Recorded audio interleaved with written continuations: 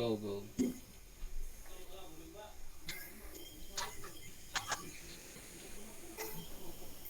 To our classmates, Prof. Richie's sermon, A Stunning Day. Currently, we're going to present critical theory.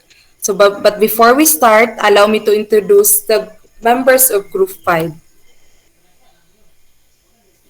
Raulito Luon, Emil Macalood, Clint Morgan Modelo, Gio Carlo Maglasang, Carl Antoinette Maningo, Jose Inting Jr., Ryan Joshua Lau, and I, Shari Lawas, the presenters. Without further ado, let's get started.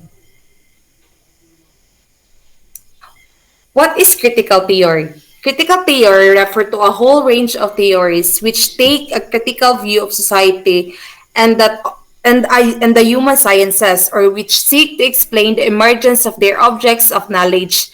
It is also refers to major strand in the work of the Frankfurt School, and particularly to the writings of Theodor Adorno, Max Horkheimer, Herbert Marcuse, Axel Honneth, Jürgen Habermas.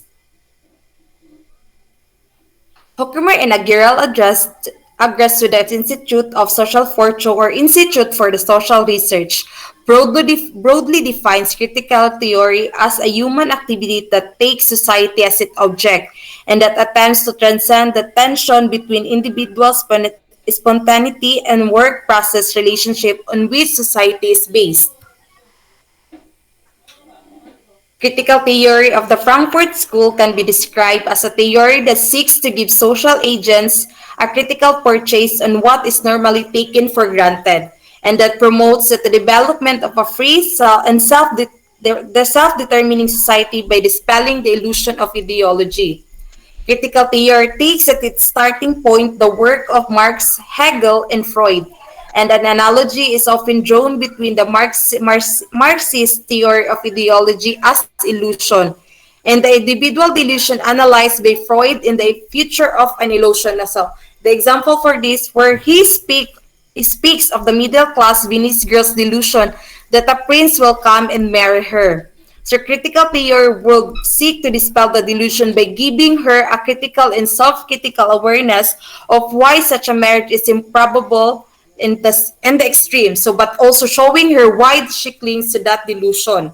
So, in a very useful survey of the work of Habermas and the Frankfurt School, Raymond described critical theory as a theory that provides a guides for human action, and it is inherently emancipatory as a cognitive content, and unlike a scientific theory, is self-conscious, self-critical, and non-objectifying. So critical theory often takes the form of critic of ideology critique, so that seeks to explain why social agents accept or consent to system of collective representation that do not serve their objective interest. So, but legitimately the existing power structure. So, and expose the falsity of non-cognitive beliefs such as a value of judgments that are presented as cognitive structures. So ideology critique is not merely a moralistic denunciation or false perception,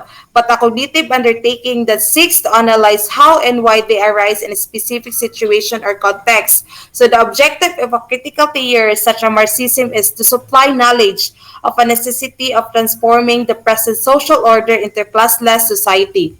So it does not, however, predict the inevitability of that transformation, and merely points to what ought to be done rather than to what will happen. So the distinction between scientific and critical theory is an important one here. So in it is basic to the whole notion of a dialectic of enlightenment. So the goal of critical theory is to preclude the emergence of such a society. So by demonstrating that the transition to a freer and more fulfilling society is objectively or theoretically possible. So and then by demonstrating that the existing state of social is so unsatisfactory and frustrating that is ought to be transformed. Next, Luon. Critical theory can be traced to Marx's critiques of economy in society. It is inspired by greatly by Marx's theoretical formulation of the relationship between economic base and ideological superstructure and focuses on how powers and domination operate. Economic base and ideological superstructure, both of them are developed by Marx. Economic base, it refers to the production forces or the materials and resources that generate the goods society needs, while ideological superstructure describe all other aspects of society. Following in Marx's critical footsteps, Hungarian Georgy Lukács and Italian Antonio Gramsci developed their theories that explored the culture and ideological sides of power and domination. Both Lukács and Gramsci focused their critique on the social forces that prevent people from understanding how affects their lives. Lukács and Gramsci, both of them are focuses on understanding of social forces. Next, Emil. Shortly after Lukács and Gramsci, when the time Gramsci and Lukács published their concept, the Institute for Social Research at the University of Frankfurt was established, as well as the Frankfurt School of Critical Theories began to form. The works of the Frankfurt School participants were include Max Horkheimer, Theodor Adorno, Erich Fromm, Walter Benjamin, Jürgen Habermas, Herbert Marcuse. These six individuals is considered as the heart of the critical theory. Next.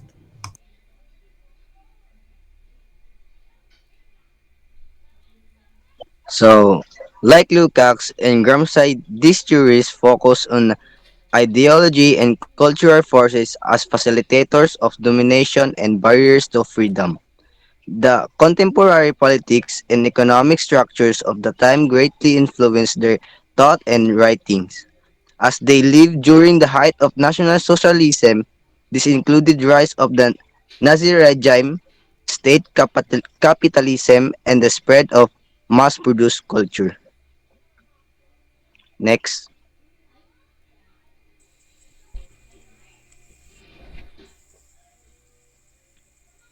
Max Horkheimer defined the critical theory in the book of the Traditional and Critical Theory.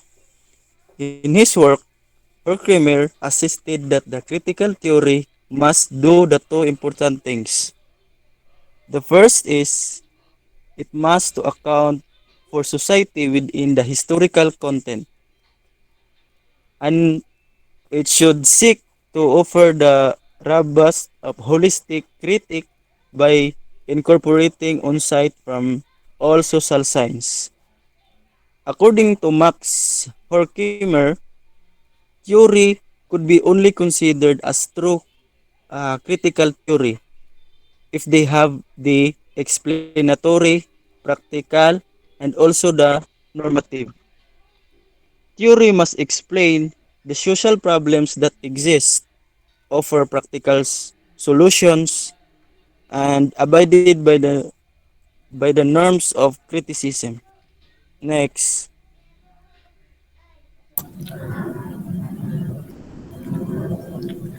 Hork Horkheimer condemned traditional theorists for producing work that failed to question power, domination, and status quo. Also, he expanded on Gramsci's critique of the role of intellectuals in process of domination. Next.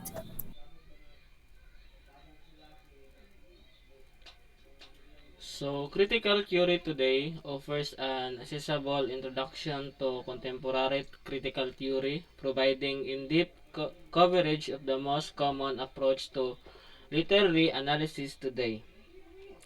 Feminism, psychoanalysis, Mersem, reader response theory, new criticism, structuralism, and semiotic disconstructor, new historicism, culture, criticism, lesbian, gay, queer, theory, African American criticism, and postcolonial criticism.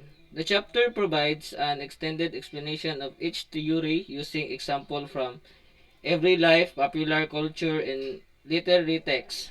A list of specific questions critics who use that theory ask about literary text and interpretation of F. Scott figured the Great Gatsby through the lens of each theory, a list of questions for further practice to guide readers in applying each theory to different literary works, and biobiblically of primary and secondary works for further reading. Next, Lau.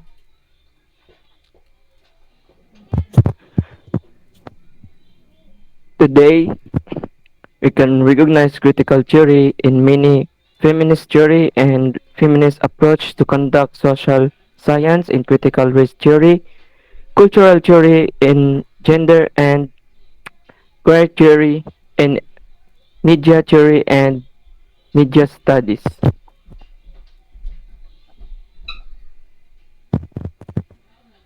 Feminist theory often focus on analyzing gender's inequality.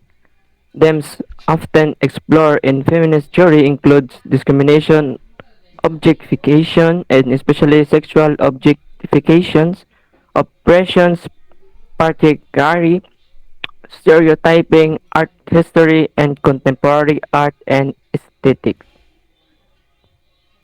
Critical race theory is a cross-disciplinary examination by social and civil rights scholars and activists to explore how laws, social and political movement and media shapes and it shapes by social concept of race and ethnicity.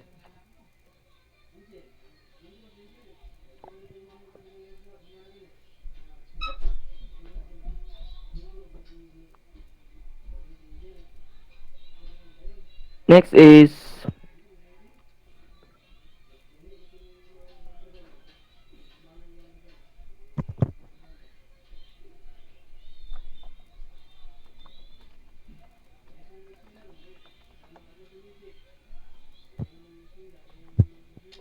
cultural theory. It's a branch anthropology, semiotics, and others related social science disciplines such as political economy particular but also sociology and communication.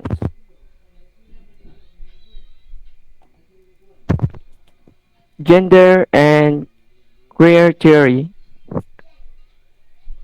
open up new perspective for how to understand women and men in their various contexts, including gender structures and norms.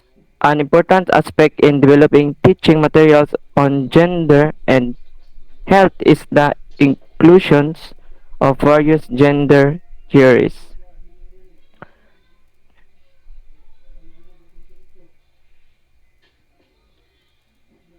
Next is media theory. Focus on the effects that can come from utilizing new media like new textual experience and new ways of representing the world. One effect is the changing relationship between subject and technologies, especially in relation to identity and community. Last is media study. It's an umbrella term that encompasses nearly every aspect of modern life. And that's all.